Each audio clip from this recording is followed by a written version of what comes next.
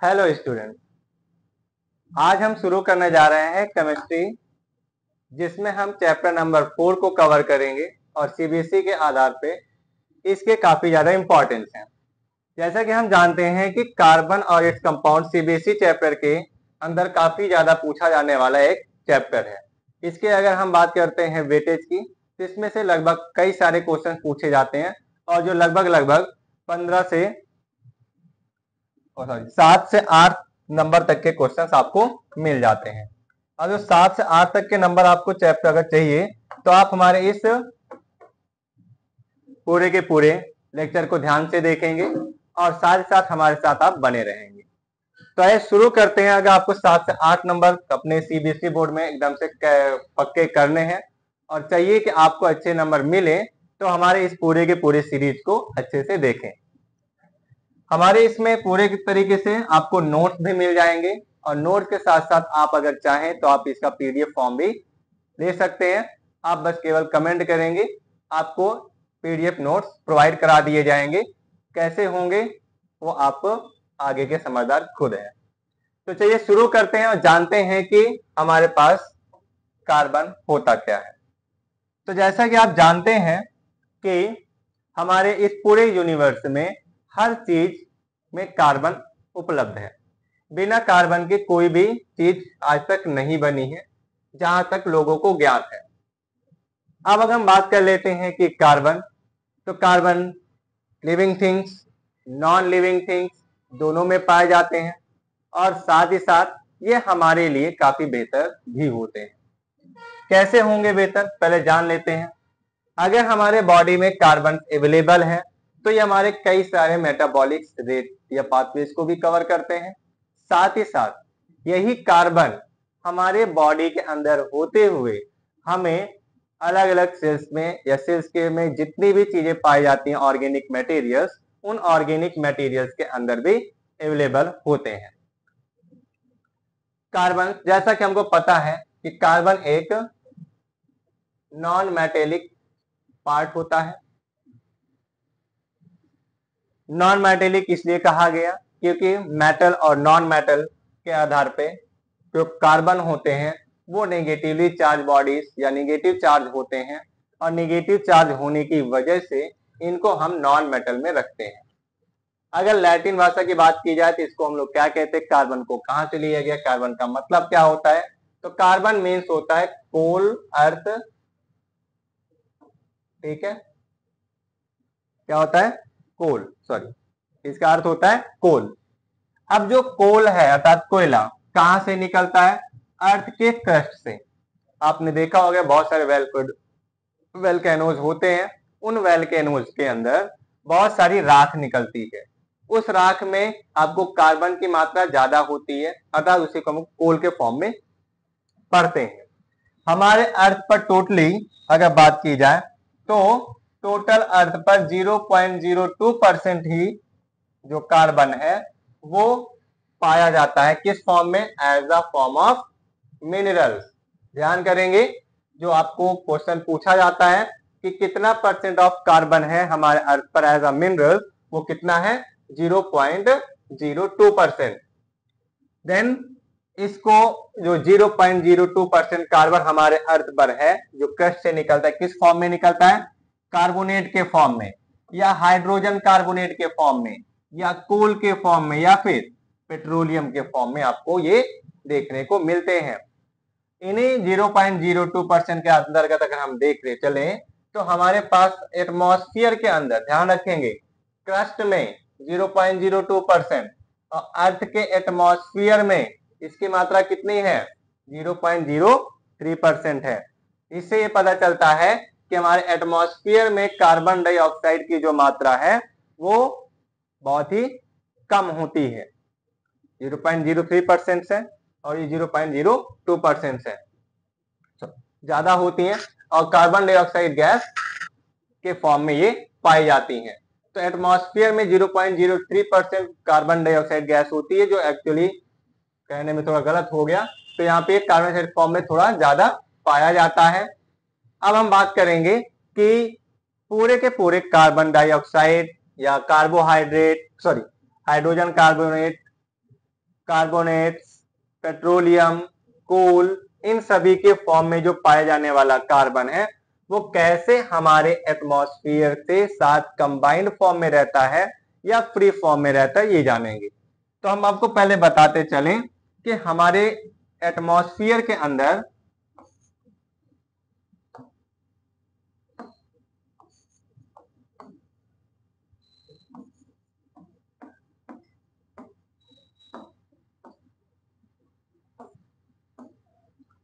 हाँ, तो हमारे एटमॉस्फेयर के अंदर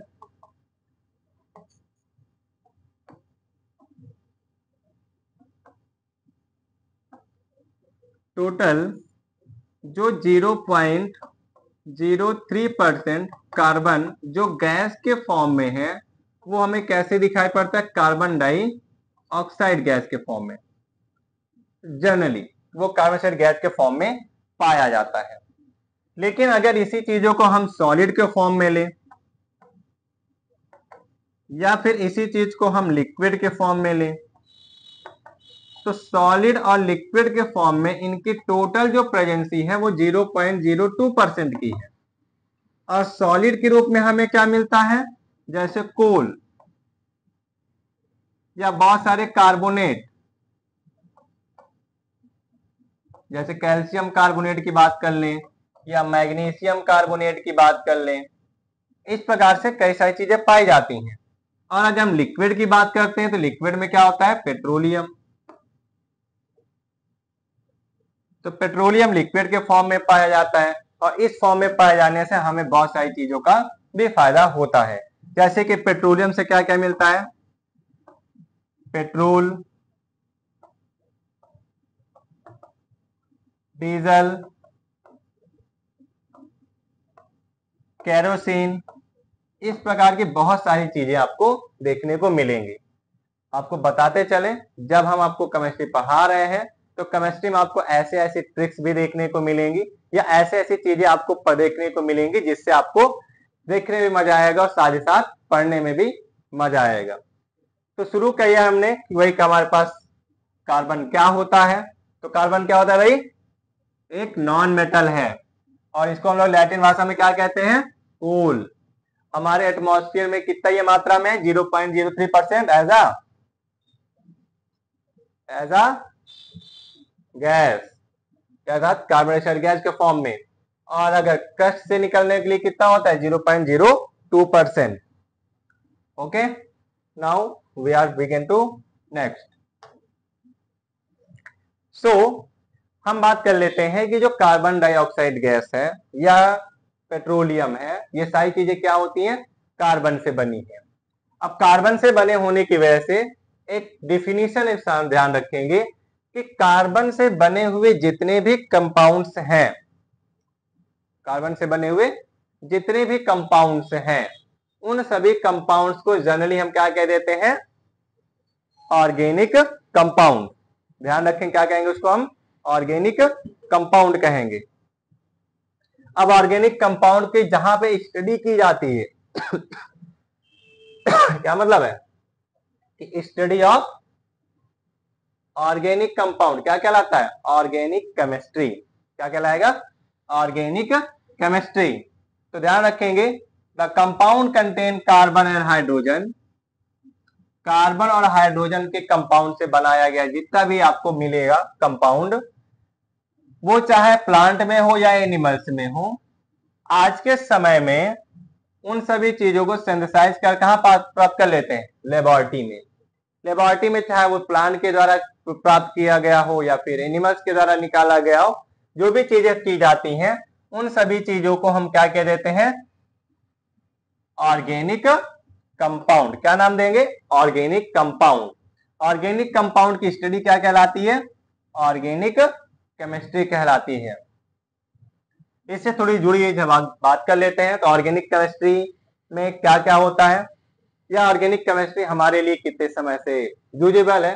तो यहाँ पे दे रखा है लगभग आज से लगभग 7 मिलियन ऐसे कंपाउंड्स हैं जो कार्बन से बने हैं, अभी तक ज्ञात के रूप में देखा जाए, जितने भी हमको नोन तरीके से पता है। तो 7 मिलियन कंपाउंड ऐसे हैं जो कार्बन से कम बने हैं, जिनमें कार्बन की मात्रा है। साथ ही साथ hundreds of new compounds are discovered in made of artificially each year.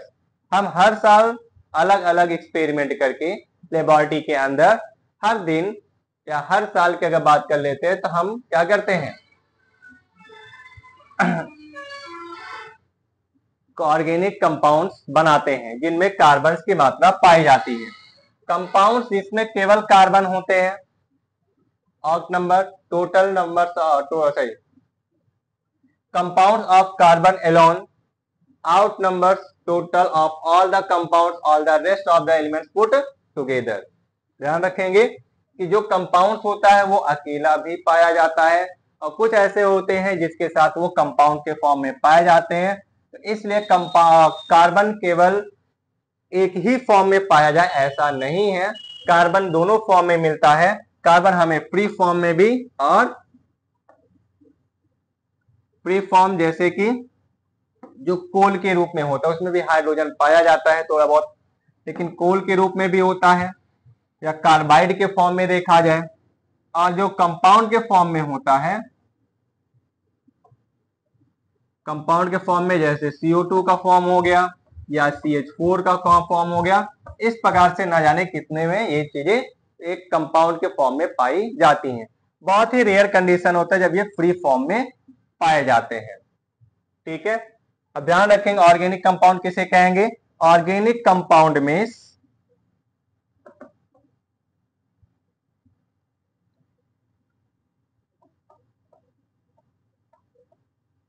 क्या होगा, हाइड्रोजन प्लस कार्बन। ठीक है, हाइड्रोजन और कार्बन को जोड़ करके जो चीजें बनी होती है वो क्या कहलाती हैं, ऑर्गेनिक कंपाउंड। और इसी के स्टडी को हम लोग क्या कहते हैं, बताओ जरा भाई। ऑर्गेनिक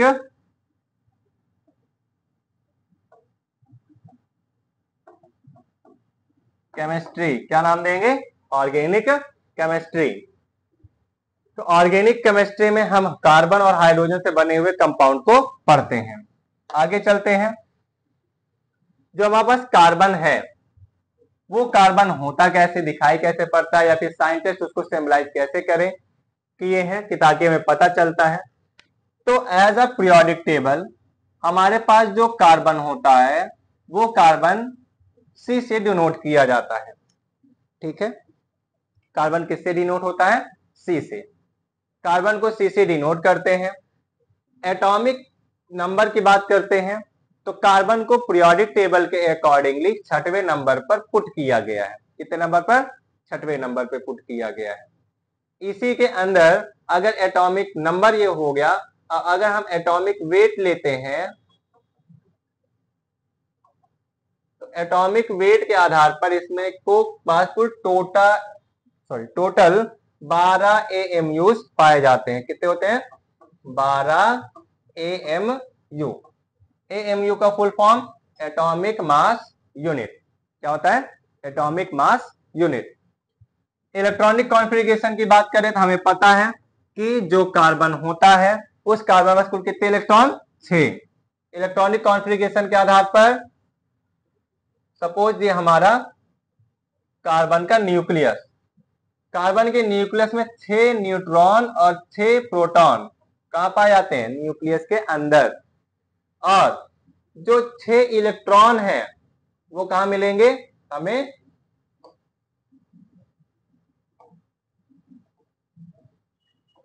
इस प्रकार से बाहर के ऑर्बिट में दिखाई पड़ेंगे। ध्यान रखेंगे क्लास 9 में आप लोगों ने पढ़ रखा होगा कि इसका नाम क्या है। तो जब हम किसी भी एक इलेक्ट्रॉनिक कॉन्फ़िगरेशन करते हैं तो उनके ऑर्बिट को क्या करते हैं, एक्सपेंड करते हैं। ऑर्बिट को पढ़ने के लिए सबसे अंदर वाले ऑर्बिट क्या कहते हैं, K, उसके ऊपर वाले को L, उसके ऊपर अगर होता है तो M नाम देते हैं और उसके ऊपर वाले को N नाम देते हैं। तो जैसे जैसे ये गेनिंग चलती जाती है वैसे वैसे इसका नाम अलग अलग होता है। तो K, L, M, N ये 4 ऐसे हैं जिसके आधार पर इसकी इलेक्ट्रॉनिक कॉन्फ़िगरेशन हम करेंगे। तो जैसा कि हमको पता है K वाले में कुल कितने हैं, 2, और L वाले में कितने हैं, 4। तो इसका इलेक्ट्रॉनिक कॉन्फ़िगरेशन कितना बना, 2 और 4। ओके, क्या बना, 2 और 4। और अगर हम इसको एसपीडीएफ के फॉर्म में रखें, जो हमारे सब ऑर्बिट्स के रूप में काम करते हैं, तो सब ऑर्बिट के रूप में अगर एसपीडीएफ के फॉर्म में रखें तो ये आएगा 1s2, 2s2 और 2p2। इसी की वजह से जो कार्बन होते हैं, ये कार्बन किस में रखे गए हैं, पी ब्लॉक में। किस में होते हैं, पी ब्लॉक एलिमेंट।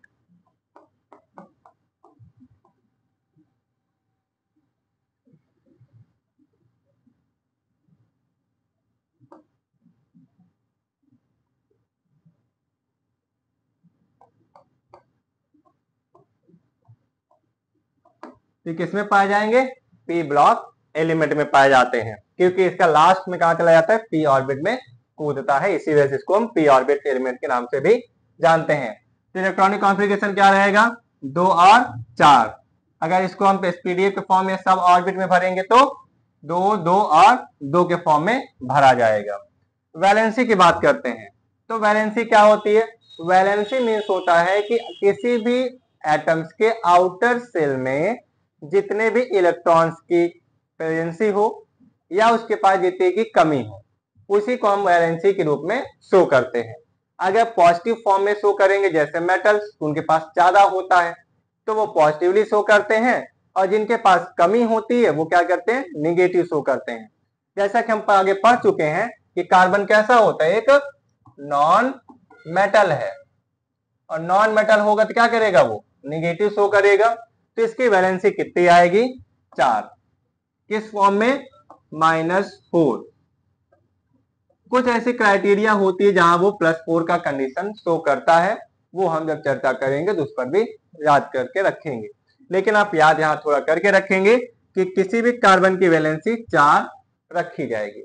इसी 4 होने की वजह से इसको हम क्या कहते हैं कि ये अपने साथ, या इसको हम टेट्रा वैलेंस के नाम से भी जानते हैं। क्या कहेंगे, टेट्रा वैलेंस।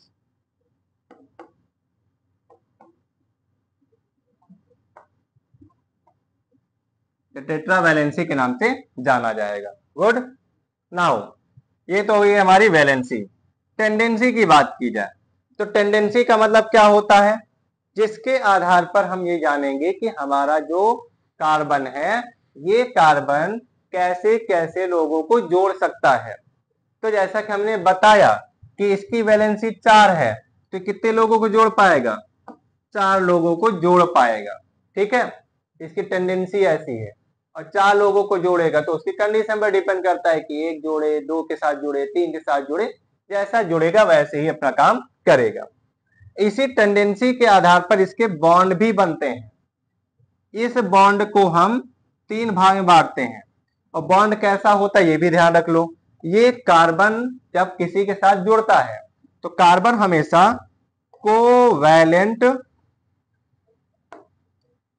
क्या बनाएगा, कोवैलेंट बॉन्ड क्रिएट करेगा।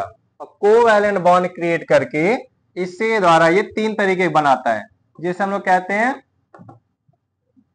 सिंगल बॉन्ड,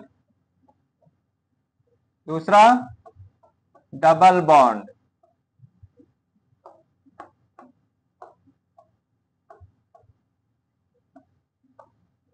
तीसरा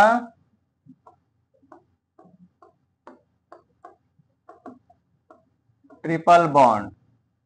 एक चीज और याद रखेंगे कि जो सिंगल बॉन्ड होता है उसमें 1 पेयर ऑफ इलेक्ट्रॉन शेयर करते हैं। क्या करते हैं, 1 पेयर ऑफ इलेक्ट्रॉन शेयर करेंगे। एक चीज और याद करके रखेंगे, कोवैलेंट का मतलब होता है शेयरिंग ऑफ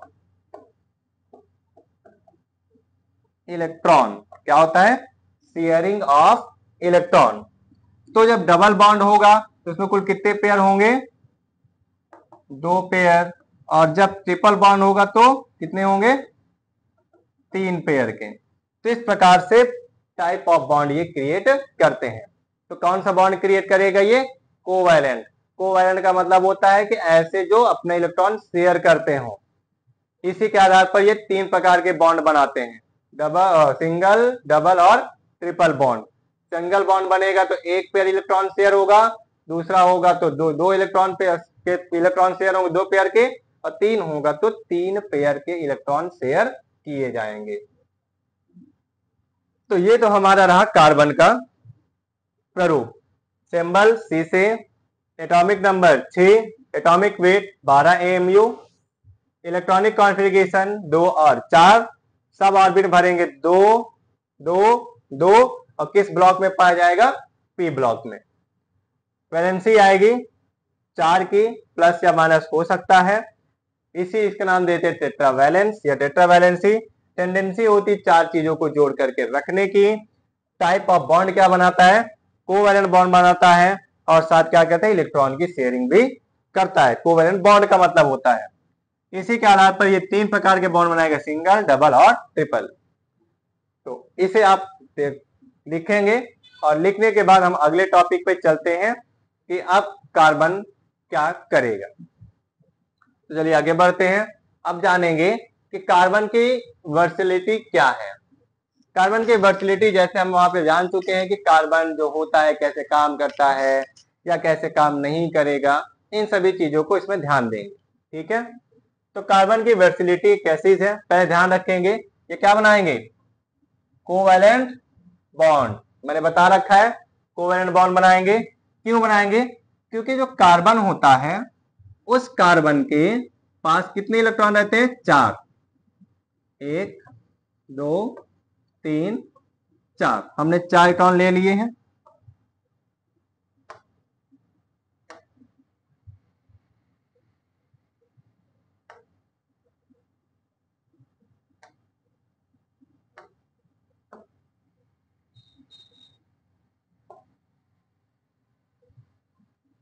ठीक है, तो हमने यहाँ पे 4 इलेक्ट्रॉन ले लिए हैं। अब जो 4 इलेक्ट्रॉन्स हैं इन्हीं को हम क्या कहते हैं? वैलेंस इलेक्ट्रॉन कहेंगे। क्या कहेंगे? Valence electron. तो ये बताओ क्या हो जाएगा? ये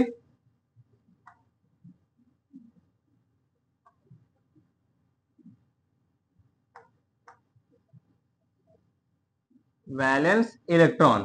ठीक है, अब जो ये वैलेंस इलेक्ट्रॉन होंगे, इन वैलेंस इलेक्ट्रॉन की टेंडेंसी ये है कि अपने जैसे चार्ज से दिखने वाले या अपने जैसे किसी और से दिखने वाले तो चीज क्या करेगा? ये जुड़ेगा, और इसी के जुड़ने की वजह से इनके पास कौन सा बॉन्ड बनता है? कोवैलेंट बॉन्ड बनता है। कौन सा बॉन्ड? Covalent bond. एक एग्जांपल लेते हैं, जैसा कि हम लिया हाइड्रोजन, ठीक है, और क्या लिया? कार्बन। अब इन दोनों का क्या किया जाएगा? हाइड्रोजन के पास कुल कितने, जरा बताएगा कोई? 1 इलेक्ट्रॉन। कितने इलेक्ट्रॉन? 1 इलेक्ट्रॉन। कार्बन के पास 1 2 3 और 4 इलेक्ट्रॉन। कितने इलेक्ट्रॉन? 4 इलेक्ट्रॉन।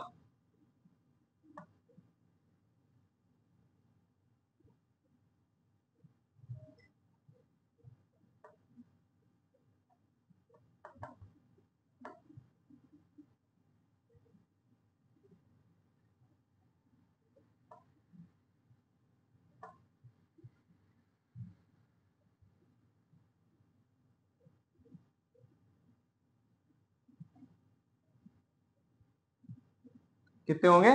4 इलेक्ट्रॉन होंगे। अब जब ये दोनों आपस में कंबाइंड होंगे, क्या करेंगे? कंबाइंड होंगे। तो कंबाइंड होने पर ये लोग क्या करेंगे? इसका जो 1 इलेक्ट्रॉन है वो क्या करेगा? शेयर कर जाएगा, और 1 इलेक्ट्रॉन शेयर करने पर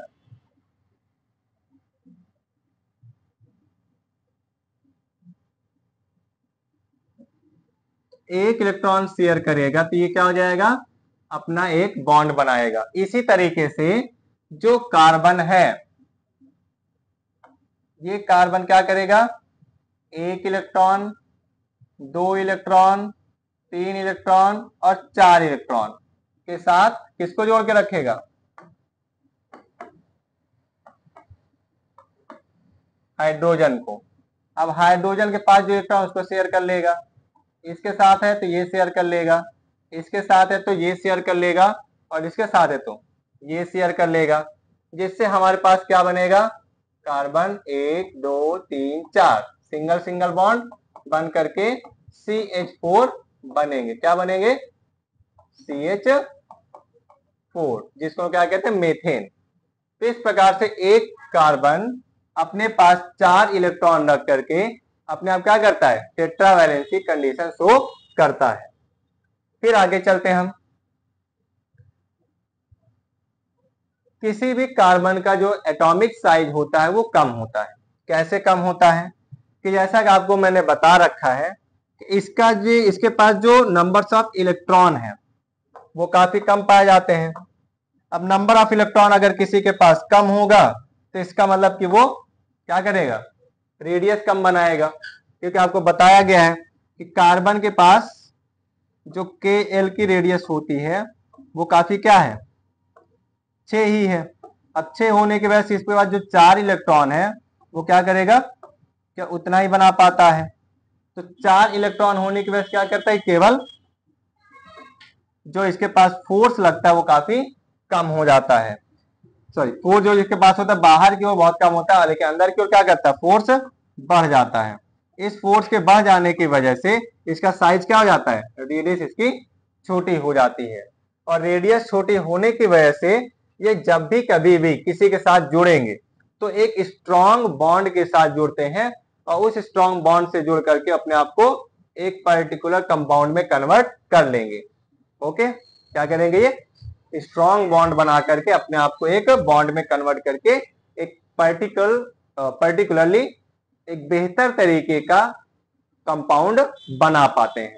ओके, तो एटॉमिक साइज क्या होती है? Carbon atom has comparatively small size.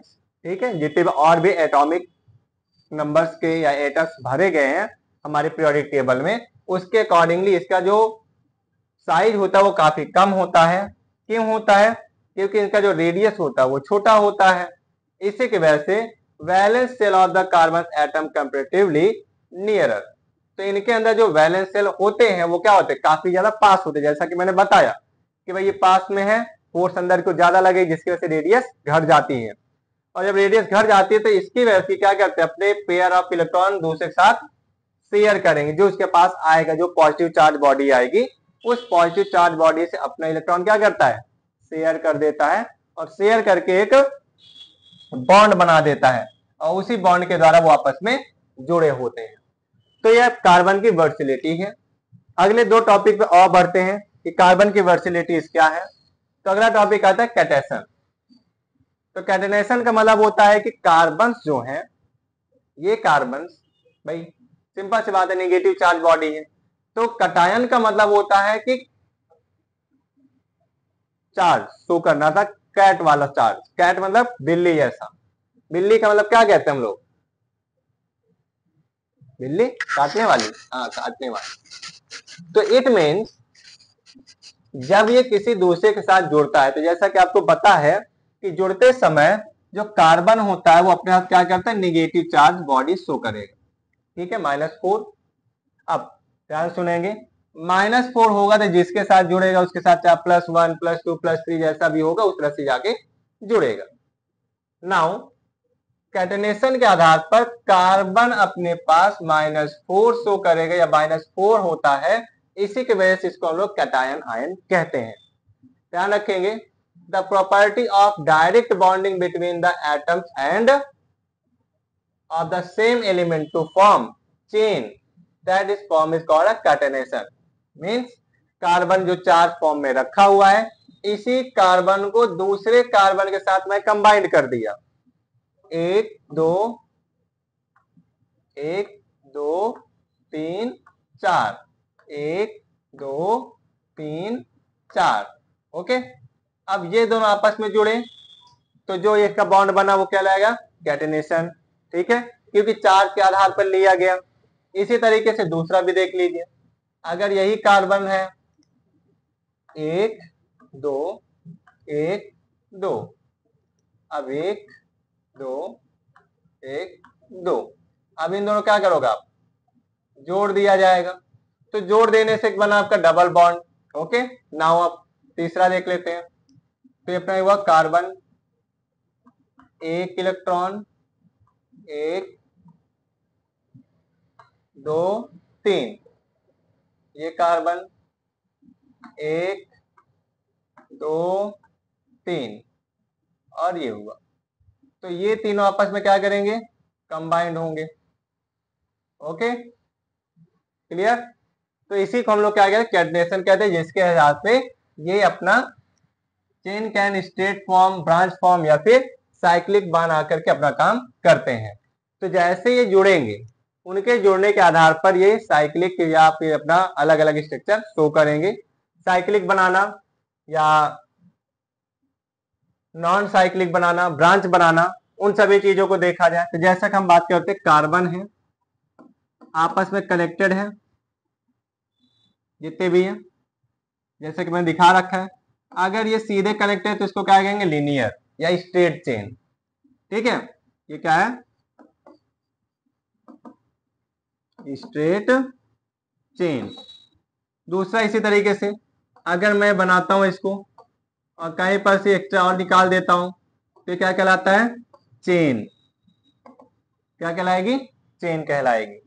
इसी तरीके से अगर मैं इसको एक साइक्लिक फॉर्म बना देता हूं, ये या ऐसे फॉर्म में दे देता हूं या घर जैसा बना देता हूं, तो इस प्रकार को हम लोग क्या कहेंगे, साइक्लिक। क्या कहेंगे, साइक्लिक।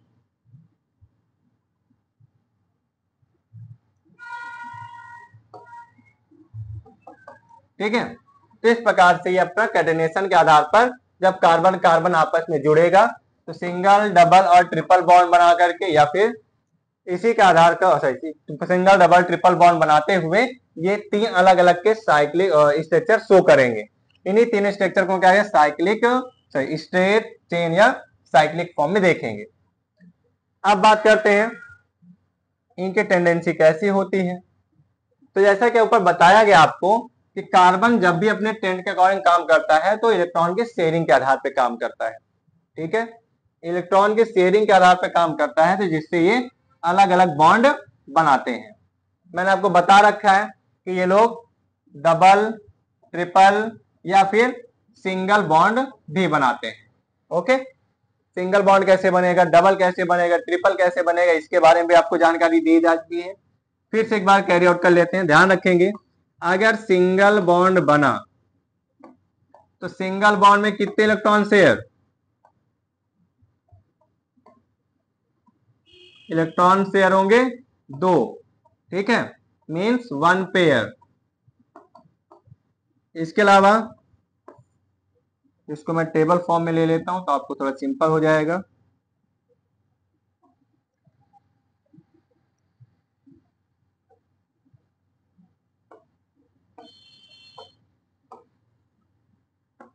तो ये हुआ बॉन्ड, ये हुआ सिंबल, ये हुआ नंबर ऑफ इलेक्ट्रॉन,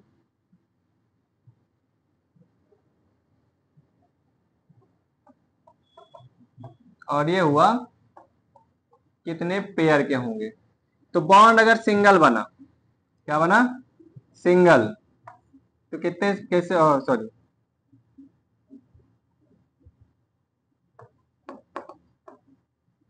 तो सिंगल ऐसे रिप्रेजेंट करते हैं। नंबर ऑफ इलेक्ट्रॉन कितने होंगे, 2, पेयर कितना होगा, 1। अगर डबल बनता है तो डबल बॉन्ड,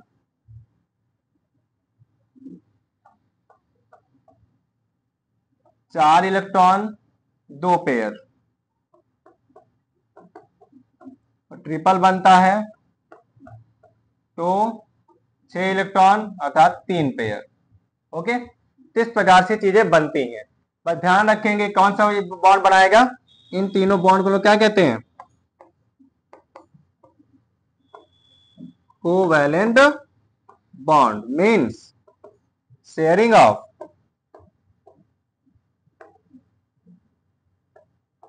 इलेक्ट्रॉन। ओके, तो ये इलेक्ट्रॉन को क्या करेंगे, शेयर करते हैं। ओके, सो ये तो है हमारे इलेक्ट्रॉन्स और कार्बन के इलेक्ट्रॉन्स या उनकी टेंडेंसी। अगला चर्चा करते हैं इनके एलोट्रॉप्स की। एलोट्रॉप्स का मतलब क्या होता है, ध्यान रखेंगे, डिफिनेशन पर चलेंगे इनके। एलोट्रॉप्स मतलब the property due to which an element exist in two और more physical form is called as allotropy. ठीक है, या एलोट्रॉपी मीन्स जब भी कोई भी कार्बन ऐसी प्रॉपर्टी शो करे जिसमें उसका जो फिजिकल फॉर्म हो दो या दो से ज्यादा तरीके के दिखाई पड़ते हो, तो उसे हम क्या कह देते हैं, एलोट्रॉप्स कहते हैं। अगर ये डिफरेंट फिजिकल फॉर्म दिखाने लग जाता है तो उसे क्या कहते हैं, एलोट्रॉप्स। ठीक है, ये एलोट्रॉपी हुई, सॉरी। और डिफरेंट फिजिकल फॉर्म शो कर रहा हो तो क्या कहलाएगा, एलोट्रॉप्स, जो कई सारे एलिमेंट ऐसा करें। ओके, तो जब भी कोई भी एलिमेंट अपने अंदर दो या दो से ज्यादा प्रकार के फिजिकल कैरेक्टर या फिजिकल फॉर्म शो कर रहा हो, ठीक है, तो क्या कहलाएगा, एलोट्रॉपी। और उसी को प्लूरल फॉर्म में बढ़ दिया जाए तो उसी को लोग क्या कह देते हैं, एलोट्रोपस के नाम से जानते हैं। जैसे कार्बन के पास एक यूनिक प्रॉपर्टी किस चीज की है कि वो अलग अलग फॉर्म के चीजों को बनाता है, जैसे कि डायमंड का बनाना, ग्रेफाइट हो गया, कोक हो गया, चारकोल हो गया, लैंप बक हो गया, या गैस कार्बन हो गया। इन सभी के द्वारा ये सारी चीजें क्या होती हैं, एलोट्रोपस होती हैं। क्यों एलोट्रोपस होती हैं, क्योंकि बचदा कार्बन ही है, ठीक है, एक ही है, लेकिन उसका काम अलग अलग हो गया बेचारे का। वो कहीं डायमंड के फॉर्म में मिल रहा है, कहीं पर ग्रेफाइट के फॉर्म में मिल रहा है, कहीं कोक के फॉर्म में मिल रहा है, कहीं चारकोल के फॉर्म में मिल रहा है, कहीं लैंप के फॉर्म में मिल रहा है, या कहीं गैसेस के फॉर्म में मिल रहा है। एक बंदा कितना काम करेगा, उसी के लिए इसका नाम दे दिया गया allotropy. Okay, now allotropes have different physical properties. किसकी वजह से, ध्यान रखेंगे, उसके अरेंजमेंट की वजह से, क्योंकि उनके पास अरेंजमेंट अलग अलग होता है और इसी अरेंजमेंट अलग अलग होने की वजह से इनके अंदर क्या होता है, प्रॉपर्टीज अलग अलग हो जाती है। अब बात करेंगे इसके पहले एलोट्रॉप्स की, जिसकी बात क्या नाम है, डायमंड। हाँ, ध्यान रखेंगे, अरेंजमेंट जो इसका है अलग अलग होता है। अरेंजमेंट अलग अलग होने पर लेकिन इसकी जो केमिकल प्रॉपर्टी होती है वो सेम होती है। केमिकल प्रॉपर्टी सेम है, जैसा कार्बन काम करता है, कार्बन अपनी प्रॉपर्टी चेंज नहीं करता, बस स्ट्रक्चर चेंज करता है, अरेंजमेंट चेंज होता है, बस। हाँ, तो बात करते हैं डायमंड की। तो डायमंड कैसे दिखाई पड़ता है, तो डायमंड जो कार्बन एटम्स क्या होता है, चार अलग अलग कार्बन एटम से घिरा हुआ होता है बाय 4 सिंगल कोवैलेंट बॉन्ड। किससे, 4 सिंगल कोवैलेंट बॉन्ड से घिरा होता है। अगर ये एक रिजिड स्ट्रक्चर बनाता है, 3 डायमेंशनल होता है और क्लोजली पैक्ड होता है। क्लोजली पैक्ड होने की वजह से ही डायमंड काफी हार्ड होता है, रिजिडिटी भी होती है, कारण यही है। इससे ये पता चलता है कि जब डायमंड के अंदर रिजिडिटी ज्यादा हो जाए, 3 डायमेंशनल क्लोजली पैक्ड होता है, तो जिसकी वजह से इसकी जो डेंसिटी होती है वो बढ़ जाती है, और डेंसिटी बढ़ जाने से ये काफी वेटी लगने लग जाता है, और डायमंड की डेंसिटी ग्रेफाइट की डेंसिटी से ज्यादा है। क्या है, डायमंड की डेंसिटी ग्रेफाइट की डेंसिटी से ज्यादा है। और जितने भी इसके पास वैलेंस इलेक्ट्रॉन पाए जाते हैं, सारे के सारे इलेक्ट्रॉन्स क्या होते हैं, बॉन्ड में होते हैं, सारे एक दूसरे से जुड़े होते हैं, इनमें कोई भी फ्री इलेक्ट्रॉन नहीं होता, जिसकी वजह से डायमंड इलेक्ट्रिसिटी कंडक्ट नहीं कर सकता। ओके, डायमंड इलेक्ट्रिसिटी इसीलिए कंडक्ट नहीं कर पाता है क्योंकि इसके जितने भी बॉन्ड फ्री फॉर्म में जो चार इलेक्ट्रॉन्स हैं वो क्या हो जाते हैं, आपस में कनेक्ट हो जाते हैं। जैसे यहाँ पे दे रखा है, ये कार्बन है, इस कार्बन एक इलेक्ट्रॉन इधर, एक इधर, एक इधर और एक यहां चला गया, 4 खत्म। मीन्स मैंने ये बनाया एक इलेक्ट्रॉन, इसके तरफ एक ऐसे जोड़ दिया, एक ऐसे जोड़ दिया, एक ऐसे जोड़ दिया, ओके, और एक नीचे जोड़ दिया। अब जो जुड़ेगा उससे जुड़ जाएगा इस प्रकार से कनेक्ट होके, तो जिसकी वजह से इनके पास कोई भी फ्री इलेक्ट्रॉन नहीं पाए जाते हैं। और जब फ्री इलेक्ट्रॉन नहीं पाए जाते हैं तो इसी से ये क्या हो जाता है, अपना इलेक्ट्रिसिटी प्रोवाइड करने के लिए एक्स्ट्रा एनर्जी या एक्स्ट्रा इलेक्ट्रॉन नहीं दे पाता, जिसकी वजह से डायमंड क्या होता है, कठोर होता है, इलेक्ट्रिसिटी कंडक्ट नहीं कर सकता है, और ये ग्रेफाइट से ज्यादा डेंस होता है, अर्थात उसकी डेंसिटी ग्रेफाइट से ज्यादा होती है। तो स्ट्रक्चर कुछ ऐसा ही होता है, ध्यान रखेंगे कि एक कार्बन आप यहां रखेंगे तो उसको आप जैसा पंखा होता है, पंखे की पंखुड़ी जैसा आप लटका देंगे। ओके, तो मैंने एक कार्बन को 4 अलग अलग कार्बन से कनेक्ट कर दिया। अब जैसे मान लो यहाँ पे एक कार्बन है बंदा, इसको भी 1 2 3, ऊपर वाला 4 कनेक्ट हो ही गया, यहाँ वाला बेचारा वही करेगा, 1 2, इधर कनेक्ट हो गया, या इसको मटा दे तो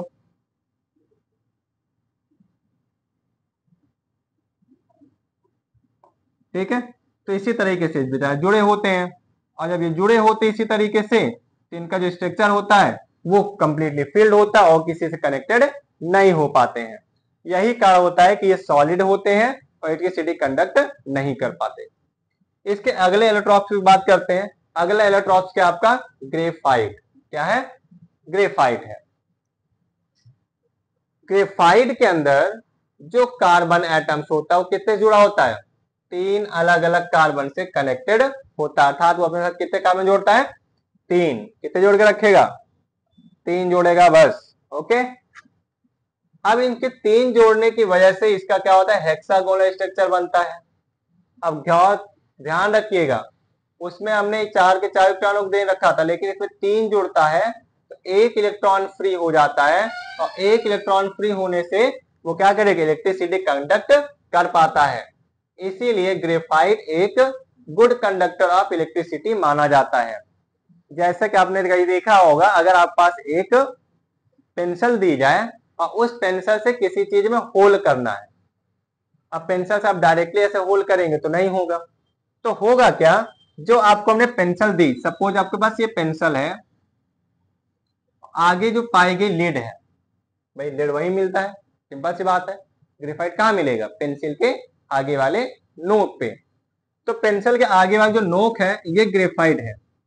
अब इस ग्रेफाइट पे क्या करेंगे, हम एक वायर लेंगे, आप छोटा बड़ा अपने हिसाब से ले सकते हैं, वायर को ले क्या करेंगे, इसके ऊपर लपेट देंगे। ठीक है, जो लकड़ी है उस पर तो इलेक्ट्रिसिटी जाएगी नहीं, जो ग्रेफाइट उस पर इलेक्ट्रिसिटी जाएगी, तो आगे का हल्का नोज पार्ट जो रहेगा उसे छोड़ देंगे ताकि उसमें पेंट्रेट करने में आसानी हो। अब क्या किया जाएगा, जो हमने तार लिया है उसे जब इसके ऊपर रोल कर देंगे, तो रोल करने से दो वायर कनेक्टेड होंगे, रोल करके इसे क्या करिए, किसी बैटरी से कनेक्ट कर दीजिए। ठीक है, आप 1.5 वोल्ट की बैटरी या 5 वोल्ट की बैटरी का यूज कर सकते हैं, और यूज करके आप क्या कर सकते हैं, घर पे एक आसानी से पेंट्रेट करने वाला आप सुई बना सकते हैं, जो आसानी से किसी भी चीज को पेंट्रेट कर सकता है, प्लास्टिक के अंदर छेद कर सकता है। आप पेंसिल का यूज करके प्लास्टिक में छेद नहीं कर पाएंगे, लेकिन ऐसा करने से क्या हो जाता है, ये आसानी से छेद करने में हेल्प करता है। क्यों, क्योंकि ग्रेफाइट एक इलेक्ट्रिसिटी का कंडक्टर होता है, और इलेक्ट्रिसिटी कंडक्टर जब इसको आप गर्म करेंगे, गर्म ये हो जाएगा, भाई ऐसे करने से गर्म ही तो होगा। जब ये गर्म हो जाएगा तो गर्म होने से क्या होगा, गर्म होने से ये भाई गर्म होगा तो प्लास्टिक गलेगी, गलेगी तो छेद होगा, सिंपल सी बात है। हाँ, तो ये क्यों ऐसा करता है, करता केवल इस वजह से है क्योंकि इसके पास क्या होता है, एक फ्री नंबर्स ऑफ कार्बन होते हैं। ग्रेफाइट का स्ट्रक्चर हेक्सागोनल होता है, और ये एक के ऊपर एक लेयर करके चढ़े होते हैं, और ये किससे कनेक्टेड होते हैं, एक वीक फोर्स जिसको नाम है वंडरवॉल फोर्स। इस वंडरवॉल फोर्स के द्वारा ये जुड़े होते हैं, जैसा कि आप यहाँ पे देख सकते हैं। ये अपना एक कार्बन है, 1 2 3 साइड से घिरा है, दूसरा कार्बन है 1 2 3 साइड से घिरा है, इसी तरह से ये 1 2 और 3 साइड से घिरा है। तो इस प्रकार से 3 साइड से घिर घिर के ये अपने आप को एक हेक्सागोनल प्लेट बना लिया, पहला प्लेट, इसी तरीके से दूसरा प्लेट, इसी तरीके से तीसरा प्लेट। अब तीन के तीनों जो प्लेट्स हैं वो आपस में किससे कनेक्टेड हैं, वीक फोर्स अर्थात वंडरवॉल फोर्स से, और उसी वंडरवॉल फोर्स से कनेक्ट होकर अपना काम करते हैं। ओके, एग्जाम्पल पूछा जाए कि ग्रेफाइट कहां पाया जाता है, तो सबसे बड़ा एग्जांपल इसका क्या आता है, पेंसिल की लीड। पेंसिल्स की जो लीड होती है उसमें ये पाए जाते हैं। इसके अगले इलेक्ट्रॉन्स पे चलते हैं। अगला इलेक्ट्रॉन्स है जिसको कहते हैं फुलरेंस। फुलरेंस मीन्स इनमें जो कार्बन का अरेंजमेंट होता है वो कितने होते हैं, 60 कार्बनों का अरेंजमेंट किया जाता है। और ये 60 कार्बन ऐसे अरेंज होते हैं कि इनका स्ट्रक्चर एक फुटबॉल की तरह दिखाई पड़ता है। ओके, इस फुटबॉल के स्ट्रक्चर के जिसको हम लोग कहते हैं जियोडेसिक डोम डिजाइन जो बना, उसको एक ऑस्ट्रेलियन आर्किटेक्चर थे, उन्हें डिजाइन किया उसी के आधार पर, जिसका नाम था बकमिस्टर फुलर। इसी बकमिस्टर फुलर्स के आधार पर इनका नाम पड़ गया फुलरेंस। क्या नाम पड़ा, फुलरेंस। किसकी वजह से, यूएस के आर्किटेक्चर थे जिसका नाम था बकमिस्टर फुलरेंस, सॉरी फुलर। उन्होंने इस स्ट्रक्चर की इजाद की और इसी इजाद करने के बाद उन्होंने इसका नाम दे दिया फुलरेंस। ध्यान रखेंगे जो फुलरेंस या बकी फुलरेंस होता है वो एक बकी बॉल जिसमें 60 कार्बन पाए जाते हैं। इसको डिस्कवरी कहां पे हुई थी, सूट में। ठीक है, नाउ ग्रेफाइट से ये काफी ज्यादा सॉफ्ट होते हैं और इसके अंदर 20 हेक्सागोनल और 12 पेंटागोनल स्ट्रक्चर पाए जाते हैं। जैसा कि आप सामने देख सकते हैं, ये क्या बना, पेंटागोनल। ओके, इसके ऊपर वाला हेक्सागोनल, ये बगल वाला हेक्सागोनल, ये वाला हेक्सागोनल, ये वाला हेक्सागोनल।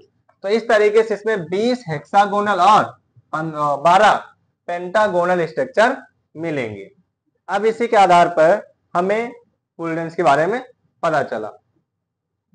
तो फुलरेंस के बाद हम अगले इलेक्ट्रॉन्स पे चलते हैं। सॉरी, फुलरेंस जब आपका हो गया तो हमने आपको आज बताया कि हमने कौन कौन सी चीजों को पढ़ा। तो हमने क्या क्या चीजें पढ़ा, आज हमने पढ़ा कि कैसे कार्बन एटमॉस्फेयर में पाया जाता है, कार्बन के स्ट्रक्चर के बारे में पढ़ा, कार्बन के इलेक्ट्रॉनिक अरेंजमेंट के हिसाब से पढ़ा, कार्बन के अंदर और क्या क्या चीजें थी इसके बारे में पढ़ा, कार्बन के इलेक्ट्रॉन्स के बारे में पढ़ा। इन सभी चीजों को हमने इसमें पढ़ा। अब पढ़ने के बाद अब कार्बन से जो बनने वाले हाइड्रोकार्बन हैं, उन हाइड्रोकार्बन अर्थात जो हमारे पास ऑर्गेनिक केमिस्ट्री का भाग 1 है, उसकी चर्चा करेंगे हम अगले टर्म पे। अगले टर्म तक, तब तक आप हमारे चैनल से जुड़े रहें और साथ साथ ज्यादा से ज्यादा लोगों तक शेयर करें ताकि लोगों तक फ्री एजुकेशन पहुंच सके।